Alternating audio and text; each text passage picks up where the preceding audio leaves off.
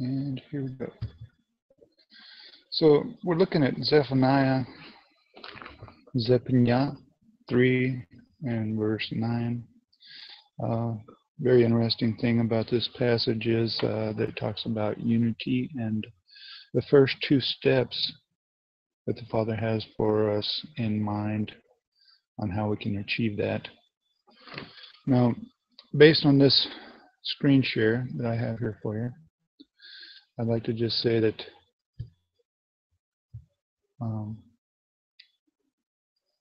when you look at it and this is the Interlinear Scriptures Analyzer, by the way, a little screen capture that I did of it, and I'm sharing it with you. And I hope you can see it.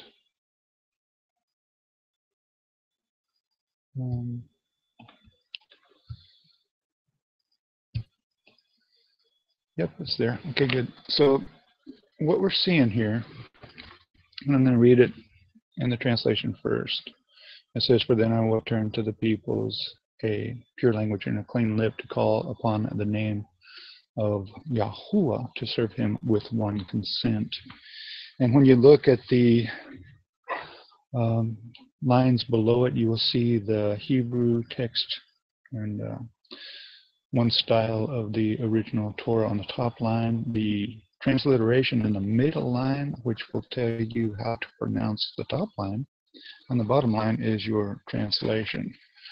So when we look at this and we see that part that's in the red circles, you'll see the Gura Shafa. This is what's translated as pure language and clean lip. Pay special attention that it doesn't say that we're supposed to learn the Hebrew. It doesn't say that we're supposed to learn the Aramaic or any other foreign language. It just says the Father's pure language and clean lip. Now, another really important thing about this is that we'll all call upon his name with one shoulder. This is the next step in an attempt to achieve unity, and this is something that we really need to concentrate on because the Father felt it important enough to mention it to us as one of the first things in his plan to help us to be united with him. So, what I would like to do in this study is to actually go and read all of Zephaniah. We'll walk us through it, but what I'd like for you to do is to be able to just kind of let it flow over you. You know, don't try to grab every little word or hang on to every word and save all your questions and your thoughts for last, but just listen to it as what you might consider a little lesson in history. I'll try to fill in some of the blanks, and then at the end we'll try to look at some of the understandings. I want to warn you at first that this has a lot of really bad things happening in the beginning, a lot of destruction and a lot of judgment. I want to kind of give you a little bit of understanding about who Zephaniah was. He was the fourth prophet after Isaiah. And he was actually the prophet during the time of Josiah. Now, Josiah was a good king. He was the son of Ammon, and Ammon was a very dark king. Josiah was king at the age of 6, and he actually found a copy of the Torah hidden in the temple when he was aged 26. Now, this all happened about 600 years before the common era of Yahushua. And that should give you a little bit of a time stamp about what was going on. The interesting thing is that it makes a lot of connections with the condition of the world over in the Middle East and the land of the nation state Israel, and also the northern nations of Syria and the southern African nations of even Kush. So let's get started. Just let it blow over you and grab what you can, and we'll pick it up on the end. The word of Yahuah which came to Zephaniah, son of Cushi, son of Gedaliah, son of Amariah, and son of Hezekiah, in the days of Yoshiyahu, or Josiah, son of Ammon, sovereign of Yehudah, king of the Jews. I shall snatch away all from the face of the earth, declares Yahuah. I shall snatch away man and beast. I snatch away the birds of the heavens, and the fish of the sea, and the stumbling blocks with the wrong, when I shall cut off man from the face of the earth, declares Yahuah. And I shall stretch out my hand against Yehudah, the tribe of Judah, and against all the inhabitants of Jerusalem, and cut off every trace of bleep. This is the B-A-A-L, which we're not supposed to say, so I won't, from this place. And the names of the idolatrous priests with the priests. And those bowing down to the host of heavens on their housetops, and those bowing themselves, swearing by Yahuah, and swearing by bleep, M-A-L-K-A-M. And those who turn away from following Yahuah, and who have not sought Yahuah or inquired of him. Hush in the presence of the matter Yahuah, for the day of Yahuah is near, for Yahuah has prepared a slaughter. He has set apart his invited ones. And it shall be in the day of the slaughter of Yahuah that I shall punish the rulers and the sons of the sovereigns, and all such as are clad in foreign garments. It appears that all foreigners will be actually cut off and punished and slaughtered. And I shall punish on that day all who leap over the threshold, who fill their masters' houses with violence and deceit. And on that day there shall be, declares Yahuah, the sound of a cry from the fish gate, and of a howling from the second quarter, and of a great crashing from the hills. How you inhabitants of Bleep, M-A-K-T-S-H, for all the merchant people shall be silenced. All those paying out silver shall be cut off. And at that time it shall be that I search Jerusalem with lambs, and punish the men who are settled on their dregs, who say in their heart, Yahuah does no good, nor does he evil.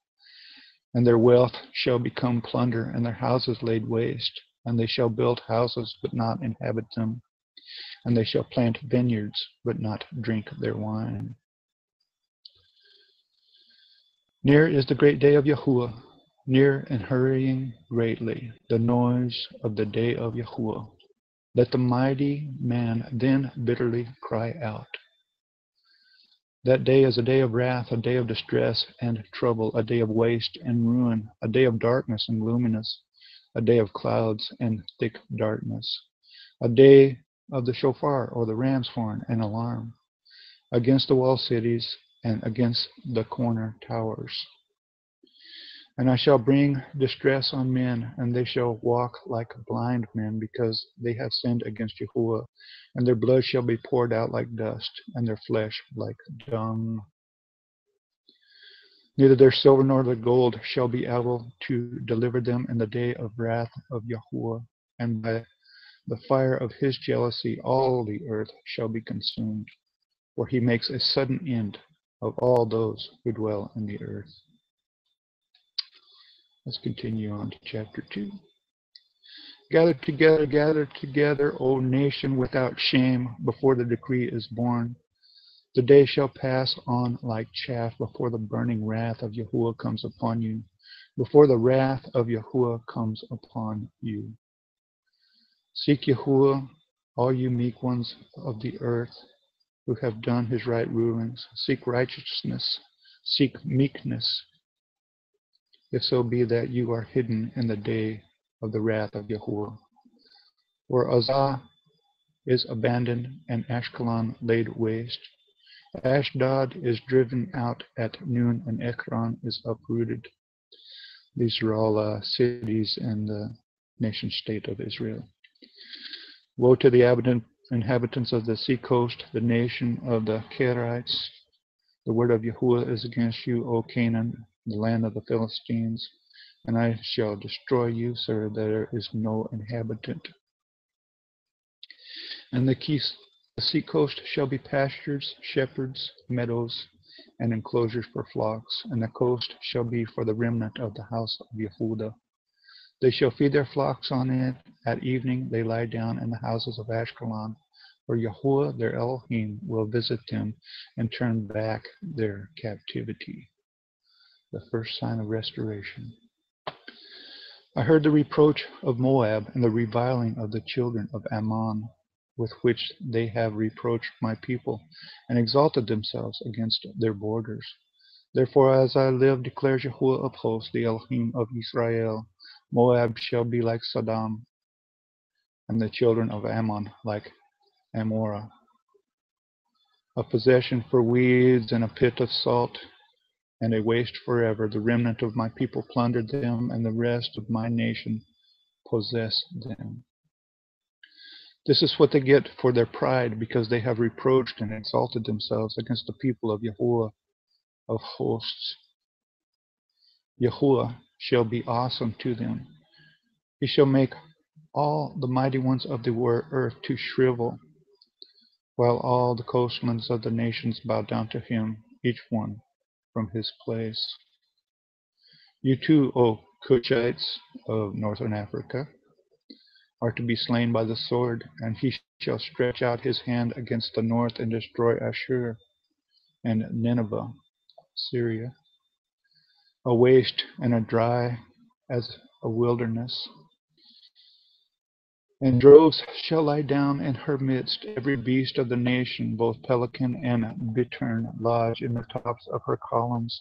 A voice singing at the window, ruin be at the threshold, for the cedar work is exposed. This is the exultant city that is dwelling in safety, that said in her heart, I am it, and there is none but me. How has she become a waste, a place for beasts to lie down? Everyone who passes by her whistles and shakes his fist. Syria is surely full of wasteland. Chapter 3. Woe to her who is rebellious and defiled, the oppressing city. She did not obey the voice. She did not accept instruction. She did not trust in Yahuah. She did not draw near to her Elohim. Her rulers in her midst are roaring lions. Her judges are evening wolves. They shall leave no bone until morning. Her prophets are reckless, treacherous men. Her priests have profaned the set-apart place. They have done violence to the Torah. Yahuah is righteous in her midst. He does no unrighteousness. Morning by morning, he brings his right ruling to light. It has not been lacking, yet the unrighteous one knows no shame. Proud people.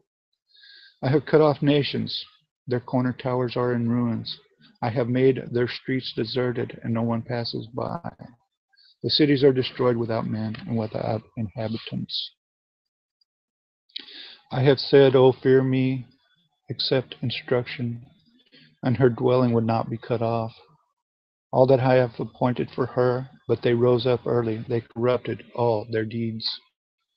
Therefore wait for me, declares Yahuah, until the day I rise up for plunder. For my judgment is to gather nations, to assemble reigns, to pour out on them my rage, all my burning wrath. For by the fire of my jealousy all the earth shall be consumed. Here we come with some restoration. These are the steps. In verse 9, for then I shall turn to the people a Burah Shafah, a clean lip and a pure language, his language, not Aramaic, not Hebrew, his language. Notice that he doesn't use any foreign language or any term except the language of the Father here, so that they call on his name, Yahuah, and to serve him with one shoulder in unity.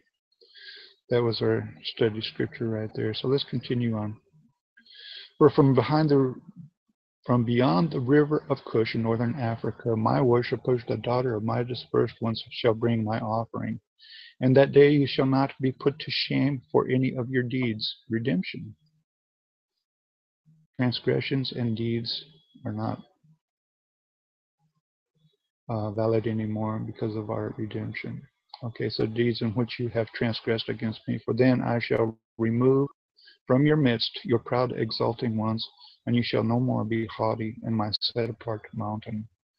But I shall leave in your midst an oppressed and a poor people, and they shall trust in the name of Yahuah.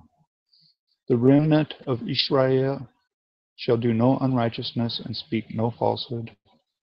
Nor is a tongue of deceit found in their mouth, for they shall feed their flocks and lie down with none to frighten them. Shout for joy, O daughter of Zion. Shout, O Israel. Be glad and rejoice with all your heart, O daughter of Jerusalem. Yahuah has turned aside your judgments. He has faced your enemy. The sovereign of Israel, Yahuah, is in your midst. No longer need you fear evil. In that day it shall be said to Jerusalem, do not fear, Zion. Do not let your hands be weak. Yahuah, your Elohim, in your midst is mighty to save. He rejoices over you with joy. He is silent in his love. He rejoices over you with singing.